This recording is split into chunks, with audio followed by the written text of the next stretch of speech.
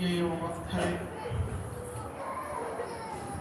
شہادت امام حسین قریب ہے۔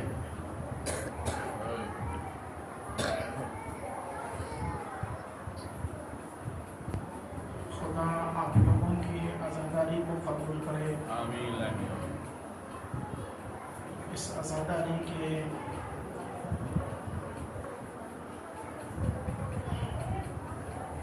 جن لوگوں نے محنت کیا ہے، اپنی محنت کی کمائی خرچ کی ہے، ماتم کیا ہے، لوہے پڑے ہیں، آپ لوگ جاگے ہیں، خدایا آپ سب کی ان محنتوں کو قبول کرے اور آپ کو جزائے خیر عطا فرمائے، اور اس سے اچھے انداز میں آئندہ سال بھی آپ لوگوں کو کرنا نصیب کرے۔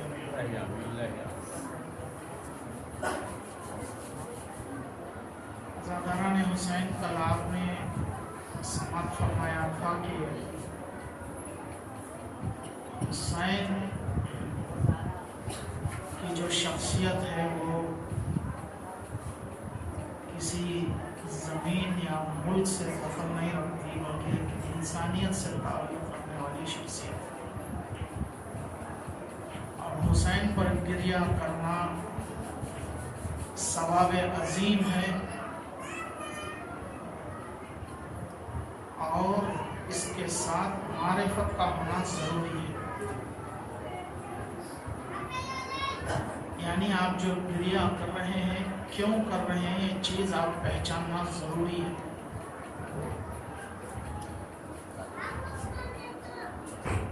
ذکر کربلا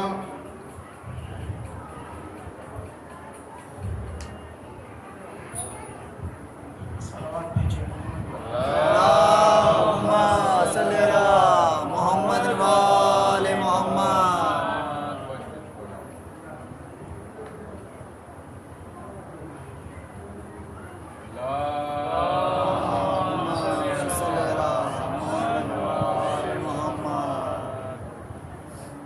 کربلا کے واقعے میں 3 قسم کی فکریں پائی جاتی ہیں۔ ایک فکر وہ ہے خدا کی خوشنودی کے لیے اپنا سب کچھ قربان کر دیا، اپنا مال، اپنی دولت، اپنا سامان، اپنی جان، اپنا وطن، اپنے رشتہ دار، بھائی بہن، بچے، اپنا سب کچھ قربان کر دیا۔ ایک فکر یہ ہے صرف خوشنودی پروردگار کے لیے، نہ کہ مقصد کو بچانے کے لیے حسین اور ان کے ساتھیوں نے ان کے پاس جو کچھ بھی تھا سب کچھ لٹا دیا، کچھ اپنے پاس باقی نہیں رکھا، آخری دم تک، آخری سانس تک اپنے پاس جو کچھ تھا اس کو لٹا دیا۔ یہ دوسری فکر یہ ہے دنیا کی حکومت حاصل کرنے کے لیے یزید نے سب کچھ دوسروں کا لوٹ لیا، اپنی کرسی، اپنی سلطنت، اپنا اقتدار بچانے کے لیے اس نے ایک ضد پوری کرنے کے خاطر ظلم و تشدد کی حدیں پار کر دیا، خون خرابہ مچا دیا، فتنہ فساد مچایا، سب کچھ جو بھی مقابلے میں آیا اس کو ختم کر دیا۔ یہ دوسری قسم کی فکر ہے۔ ایک طرف اللہ والے ہیں جو اللہ کی خوشنودی کے لیے اپنے پاس جو کچھ ہے وہ قربان کر رہے ہیں، ایک دوسرے طرف شیطان کا نمائندہ ہے، شیطان کی اولاد ہے جو اپنی حکومت اور سلطنت کو باقی رکھنے کے لیے اس کے سامنے جو کوئی بھی آ رہا ہے اس کو ختم کرتا ہے۔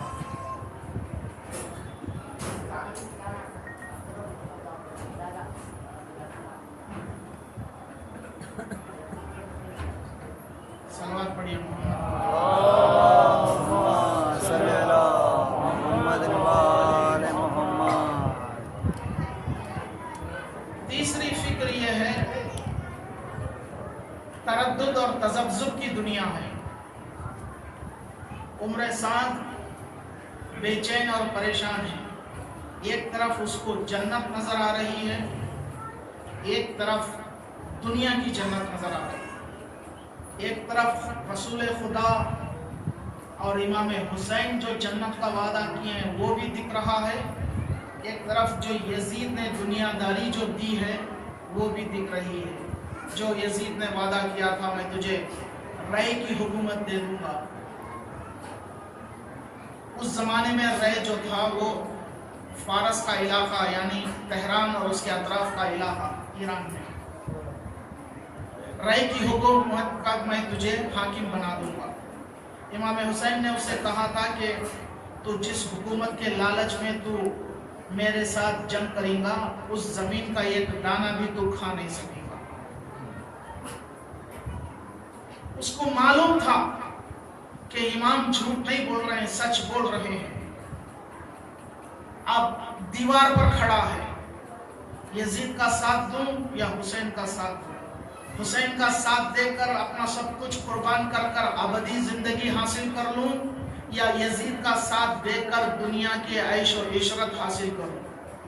اس قسم کے تین قسم کے تردد، تین قسم کی فکریں پائی جاتی ہیں.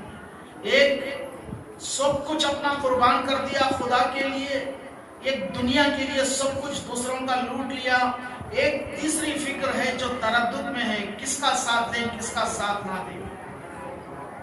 آخر کار عمر سعد نے امام حسین کا ساتھ چھوڑ دیا، یزید کا ساتھ دیا اور وہ دنیا اور آخرت دونوں سے ہاتھ دھو بیٹھا اور خود اس کے بہن کے، اس کی بیوی کے بھائی جناب مختار کے ہاتھوں مارا گیا شہادت امام حسین کے بعد. اس کے علاوہ ایک اور فکر کربلا کے میدان میں ملتی ہے، وہ ہے جناب حر کی.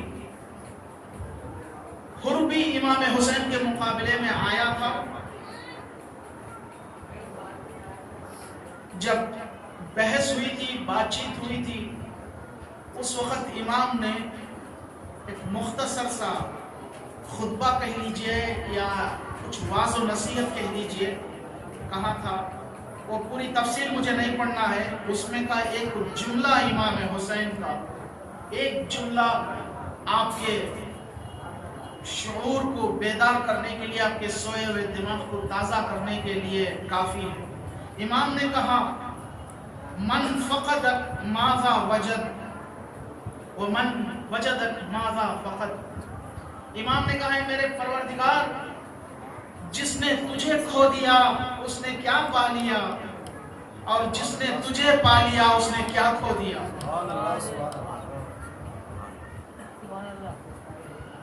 بس کربلا اتنا ہی ہے، اس کے علاوہ کچھ بھی نہیں.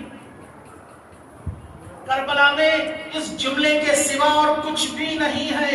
اے میرے پروردگار، جس نے تجھے پا لیا اس نے کیا کھو دیا، جس نے خدا تجھ کو کھو دیا اس نے کیا پا لیا. اس کے پاس سب کچھ ہے لیکن حاصل کچھ بھی نہیں ہے. لیکن جس نے خدا کی خوشنودی حاصل کر لی اس نے سب کچھ کھو کر بھی اس نے سب کچھ حاصل کر لیا. لوگ سر بچانے کے لیے ہاتھ میں ہاتھ ملا کر کمپرومائز کرتے ہیں. حسین نے ہاتھ میں ہاتھ ملا کر کمپرومائز نہیں کر کر سر کو دیا. یہی کربلا کی تعلیم ہے. لوگ سمجھتے ہیں کہ جان ہے تو جہاں ہے، جان بچے گی تو سب کچھ رہے گا تو ہمیں کچھ فائدہ ہوگا. امام حسین نے کہا کہ جان ہے تو جہاں نہیں ہے، جان نہیں بھی ہے تو بھی سب کچھ ہے. اگر آپ نے اپنی جان خدا کے راہ میں دے دی ہے تو وہ جان اگر دنیا میں نہیں بھی ہے تو سب کچھ آپ کا ہے.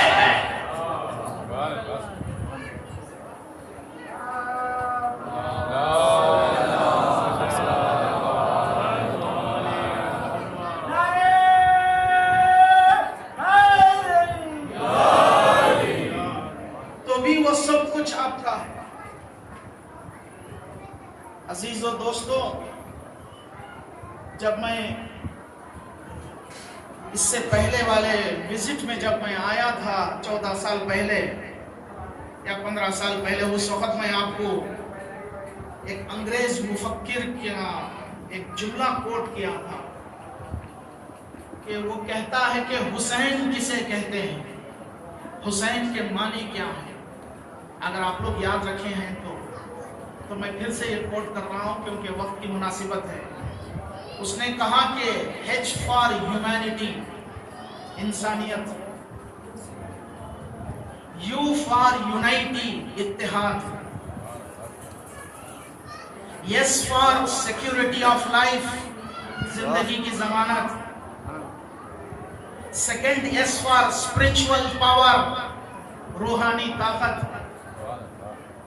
A for aim of life, زندگی کا مقصد، I فار انر بیوٹی، اندرونی خوبصورتی، روحانی خوبصورتی، N for no compromise on the name of God,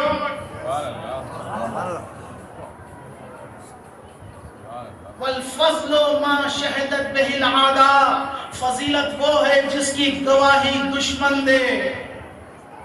یہ انگریز کوئی مسلمان نہیں تھا، لیکن حسین کی شخصیت کو پہچاننے کے بعد اس نے کہا کہ تم حسین کی زندگی اور کربلا کی ٹریجڈی پڑھنے کی ضرورت کیا ہے، حسین کے نام میں خود سب کچھ رکھا ہے۔ صلوات پڑھیے محمد و آل محمد۔ اللہم صلی علی محمد و آل محمد۔ یہ کہہ کر اس نے کہا کہ کربلا کی خوبصورتی حسین کے لفظ میں چھپی ہوئی ہے، وہ کہہ کر اس نے یہ پورے الفاظ اس میں بیان کیے۔ H for humanity, U for unity, S for spiritual power, second S for security of life, A for aim of life, I for inner beauty, N for no compromise on the name of God. دوستو عزیزو، شخصیت امام حسین اتنی عظیم ہے کہ ہم صرف یہ سمجھتے ہیں کہ عزاداری منا کر حسین کا ہم حق ادا کر رہے ہیں، نہیں۔ عزاداری منانے کے ساتھ ساتھ حسین نے جو قربانی دی ہے، جو محنت کی ہے، جو امام حسین نے اپنا وطن چھوڑ کر جو کربلا میں پہنچنے کے بعد جن حالات کا سامنا کیا ہے، اور اس کے بعد امام حسین نے جو چیز کی امید ہم سے رکھی ہے اپنے چاہنے والوں سے، وہ امید ایک ہی ہے دوستو کہ جو بھی کام کرو رضائے الہی کے لیے کرو، خوشنودی پروردگار کے لیے کرو، اور کبھی بھی دشمن کے سامنے کمپرومائز مت کرو، چاہے کوئی بھی کیوں نہ ہو۔ امر بالمعروف نہی عن المنکر، یہی مین سبجیکٹ ہے کربلا کا۔ کبھی بھی نیکی کو بڑھاوا دو اور برائی کرنے والے کے ساتھ کبھی بھی کمپرومائز مت کرو۔ سماج میں کوئی برائی کرتا ہے تو اس برائی کو ختم کرنے کی کوشش کرو، چاہے دل سے کراہت ہو، یا زبان سے ہو، یا ہاتھ سے ہو۔ امام نے جب اپنی آخری حجت پوری کی ہے کربلا میں، کرنے کے بعد امام نے کیا کہا معلوم ہے؟ میری واضح و نصیحت تم لوگوں پر کام نہیں کرے گی۔ فوج یزیدی سے خطاب کر کے کہا تھا کہ میری واضح و نصیحت ہے، فوج یزیدی تم پر کام نہیں کرے گی، کیونکہ تم لوگوں کے پیٹ مال حرام سے بھرے ہوئے۔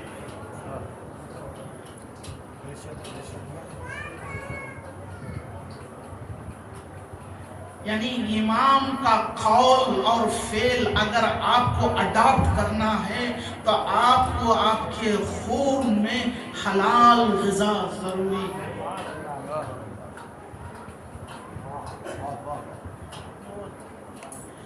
چاہے وہ مختصر کیوں نہ ہو، محنت کر کر حلال غذا جب آپ کھائیں گے، جبھی آپ حقیقی حسینی بن سکیں گے۔ حسینیت کی پہلی پہچان یہ ہے کہ آپ حسین کے نقش قدم پر چلنا چاہتے ہیں تو حلال غذا ضروری ہے۔ امام کے مقابلے میں جتنے بھی دشمن تھے سب حرام غذا کے تھے۔ جن کے پاس کچھ بھی حلال کمائی میں سے نہیں تھا، اور حرام غذا انسان کو اتنا گمراہ کر دیتی ہے، اتنا گمراہ کر دیتی ہے، اس کے پاس حلال اور حرام کی تمیز مٹ جاتی ہے، اچھے اور برے کی تمیز مٹ جاتی ہے، سماج میں نیکی کیا ہے برائی کیا ہے وہ بھی پہچاننا چھوڑ دیتا ہے، اور حد یہ ہوتی ہے فتنہ فساد کو ہی وہ امن و امان سمجھنے لگتا ہے۔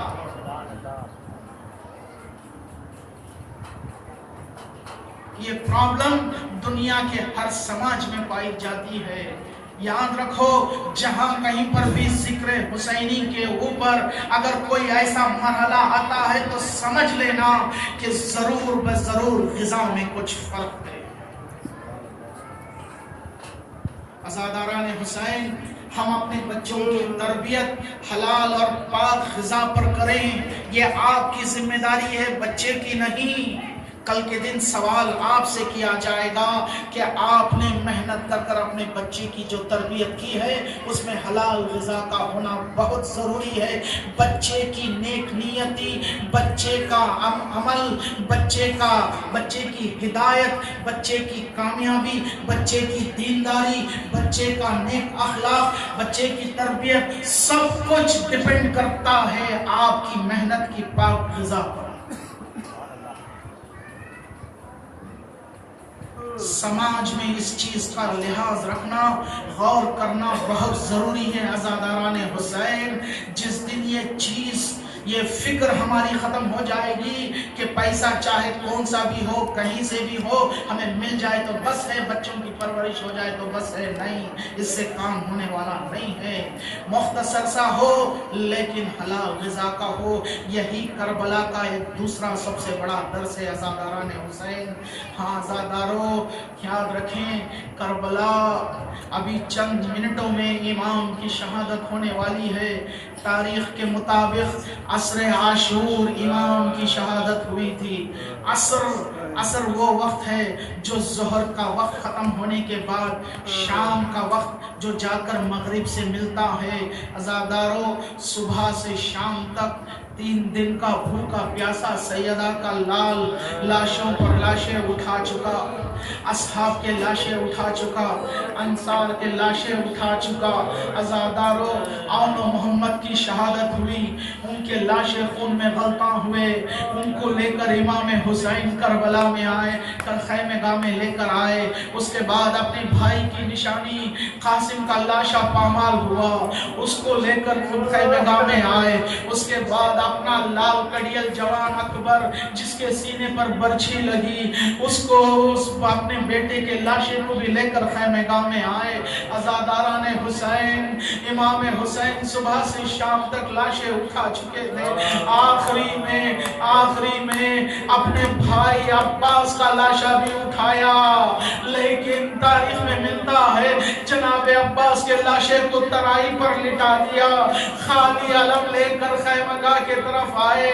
عزاداروں، اس کے بعد امام حسین نے دھنا بچہ علی اصغر، اس کی بھی قربانی پیش کر دی، جناب علی اصغر کا بھی لاشا لے کر آئے۔ اب سب کچھ ہو چکا تھا، تنہا حسین ہے، اب کوئی باقی نہیں۔ عزاداروں، اس کے بعد امام حسین خیمہ گاہ میں داخل ہوتے ہیں، اور اس کے بعد ایک کے بعد ایک بی بی سے رخصت ہوتے ہیں، ام فروا سے رخصت ہوتے ہیں، ام لیلہ سے رخصت ہوتے ہیں، جناب زینب سے رخصت ہوتے ہیں۔ تو جناب زینب نے کہا، بھیا ذرا آپ کی گردن تو قریب لائیے، میں بوسہ دینا چاہتی ہوں، کیونکہ میں نے میرے نانا سے سنا ہے اسی گردن پر شبر کا خنجر چلے گا۔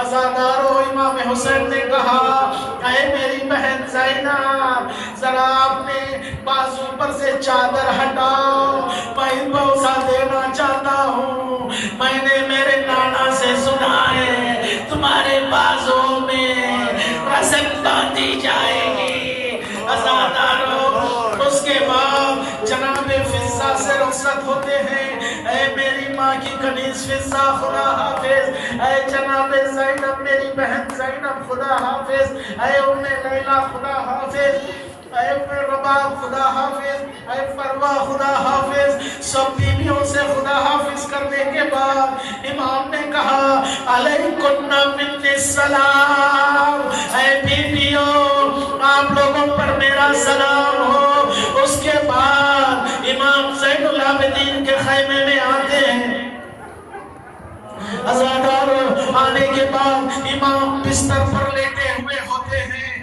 بیماری کا بستر ہے، فرش علالت ہے۔ عزادارو امام جب کربلا میں آئے تھے، جب امام بیمار نہیں تھے، امام صحت مند تھے، تندرست تھے، طاقتور تھے، بہادر تھے، لیکن امام بیمار نہیں تھے۔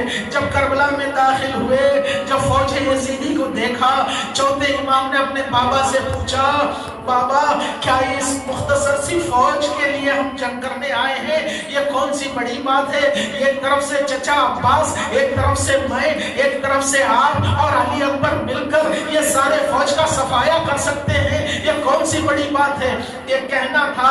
امام حسین نے کہا اے میرے بیٹے علی زین العابدین، ہم یہاں جنگ کرنے نہیں قربانی دینے کے لیے آئے ہیں، ہم یہاں جنگ کرنا نہیں ہے۔ ہماری جنگ کے بعد اس کربلا میں اس زمین پر خیمگاہ کو آگ لگائی جائے گی، تمہارا بستر چھینا جائے گا اور بیویوں کے سروں سے چادریں چھینی جائیں گی، میرا بچہ علی اصغر شہید ہوگا، بھیا چچا عباس کے بازو کٹیں گے، میرے بیٹے علی اکبر کے سینے پہ برچھی لگے گی، میرے بھائی کے نشانی قاسم کا لاشا پامال ہوگا۔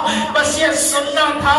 چوتھے امام ایک چیخ مار کر غش کھا کر گرتے ہیں اور اس کے بعد بیمار ہو جاتے ہیں، ایسے بیمار ہوتے ہیں، اس کے بعد امام بستر سے نہیں اٹھ پاتے۔ خازاداران حسین چوتھے امام کے پاس، اپنے بیٹے کے پاس امام وقت آتا ہے۔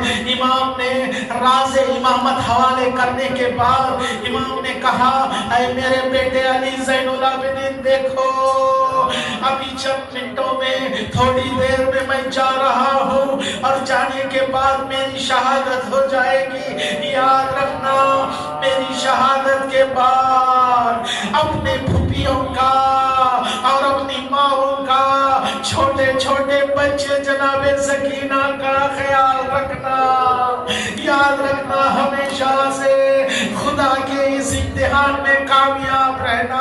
عزادارو بہت کچھ گفتگو ہوئی، اس کے بعد امام خیمے سے نکلتے ہیں، گھوڑے پر سوار ہوتے ہیں، فوج یزیدی کا مقابلہ کرنے کے لیے سامنے آتے ہیں۔ آنے کے بعد امام نے سب سے پہلے سوال کیا حل حللت حرام جدی رسول اللہ، کیا میں نے میرے نانا کے دین کے حلال کو حرام کیا ہے؟ آیا حرام کو حلال، حلال کو حرام کیا ہے؟ کیا میں نے میرے نانا کے دین کو تبدیل کیا ہے؟ حل حللت حرام جدی ام حرمت حلال جدی؟ تو سب نے جواب دیا، سب نے مل کر جواب دیا کلا یا ابا عبداللہ حسین، ہرگز نہیں ہے حسین۔ سب نے مل کر جواب دیا، پورے فوجی یزید نے جواب دیا آپ نے نانا کے دین پر کوئی تبدیلی نہیں کی، حلال کا حلال ہے، حرام کا حرام ہے، آپ نے کوئی تبدیلی نہیں کی۔ تو پھر امام نے پوچھا وَلِمَا اجْتَمَعْتُمْ عَلَىٰ قَتْلِي، تو پھر تم لوگ میرے قتل پر کیوں جمع ہوئے؟ تو پھر میرا حضور کیا ہے؟ میں نے شریعت میں تبدیلی نہیں کی، میں نے دین میں تبدیلی نہیں کی، میں نے کوئی غلطی نہیں کی، میں نے کوئی گناہ نہیں کیا، تو پھر تم لوگ میرے قتل پر کیوں جمع ہوئے ہو؟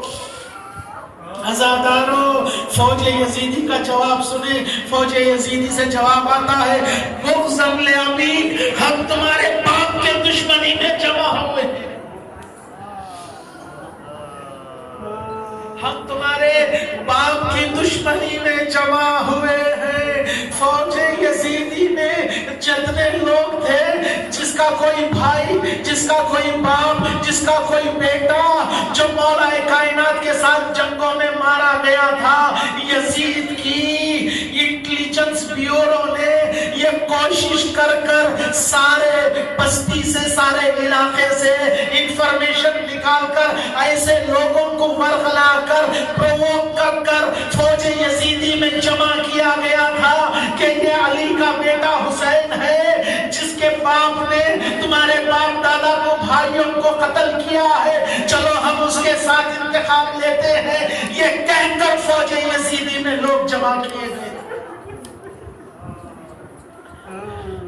ایک بہت بڑی سازش کے تحت دشمنی پوری کرنے کے لیے ایک کام کیا گیا تھا عزادارو، ورنہ وہاں پر امام حسین کے مقابلے میں جنگ کے لیے کوئی آنے کے لیے راضی نہیں تھا، لیکن اس ایشو کو اچھال کر لوگوں کے اندر ورغلاہٹ پیدا کر کر یہ سارے لوگوں کو جمع کر کے لایا گیا تھا۔ اس میں سے کچھ لوگ تھے جو دنیا طلب کے لیے آئے ہوئے تھے، جیسے شبر تھا، عمر سعد تھا، جیسے کچھ لوگ تھے، ورنہ اکثر فوج جو تھی وہ صرف دشمنی میں آئی ہوئی تھی۔ عزاداران حسین سب نے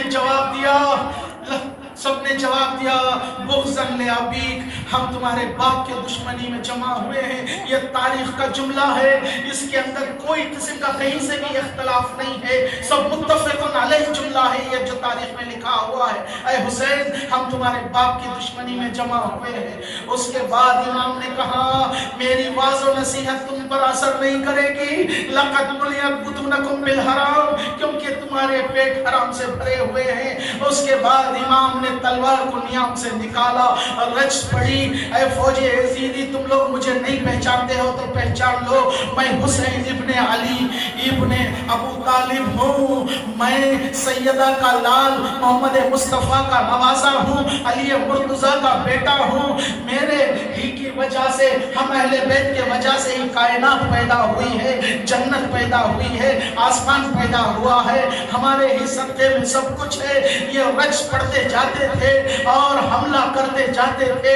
عزادارو حسین شیر نر کے مانند فوج یزیدی پر حملہ ور ہوئے، ایسی یادگار جنگ کی کہ فوج میں بھگدڑ مچ گئی، اور اس کے بعد امام حسین جنگ کرتے ترائی پر پہنچ گئے، نہر فرات کے قریب پہنچ گئے۔ عزادارو نہر فرات کے قریب امام پہنچنا تھا، فوج یزیدی میں آواز آئی اگر حسین نے پانی پی لیا تو حسین کے ساتھ کوئی جنگ نہیں کر سکتا، حسین کو پانی پینے سے روکا جائے۔ حالانکہ حسین پانی پینے والے نہیں تھے، یہ سننا تھا، فوراً ایک آواز گونجی خیام حسینی کے طرف فوج بڑھ رہی ہے، بس یہ سننا تھا۔ حسین نے اپنا گھوڑا موڑا، بکھری ہوئی فوج سمٹ کر آئی، چاروں طرف سے سیدہ کے لال کو گھیر لیا گیا، کسی نے تلوار چلائی، کسی نے تیر برسائے، عزادارو کسی نے تیر برسائے،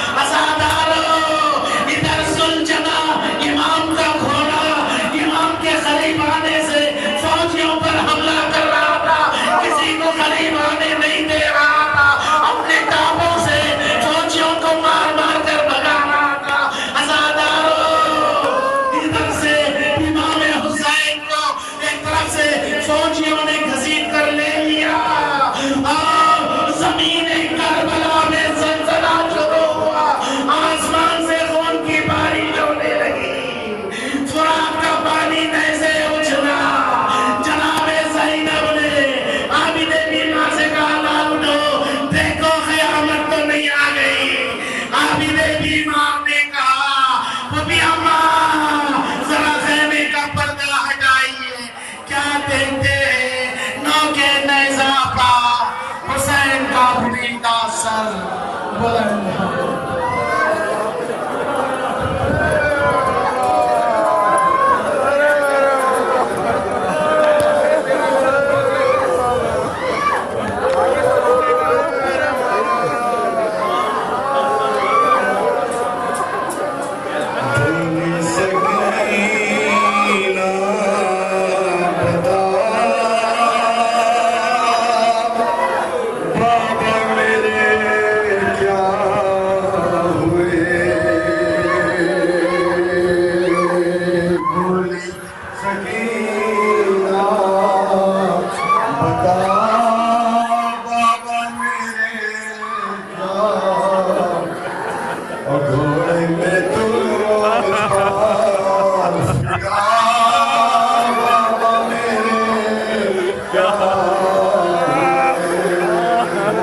सके